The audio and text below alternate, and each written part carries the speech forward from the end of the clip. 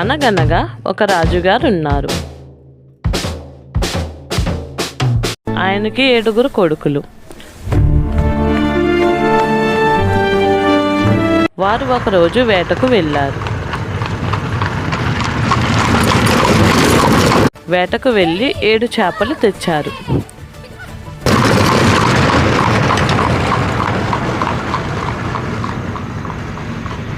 వాటిని ఎండబెట్టారు. వాటిలో ఒకటి ఎండలేదు. చేప ఎందుకు ఎండలేదు అని అడిగితే గడ్డిమోప అడ్డం అయింది అని చెప్పింది. గడ్డిమోప ఎందుకు అడ్డం వచ్చావంటే ఆవు నన్ను మేయలేదు అంటుంది. ఆవు ఎందుకు మేయలేదంటే పాలేరు నన్ను మేపలేదు అంటుంది.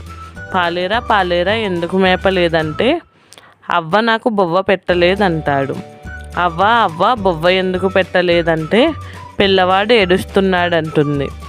పిల్లవాడా ఎందుకు ఏడుస్తున్నావంటే చీమ కుట్టిందంటాడు.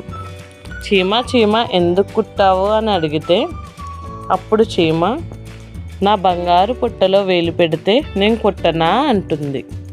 నీతి: ఎవరి పని వారు సరిగ్గా చేయకపోతే చివరకు సమస్యగా మారుతుంది. ప్రతి ఒక్కరూ తమ బాధ్యతను సరిగ్గా చేయాలి.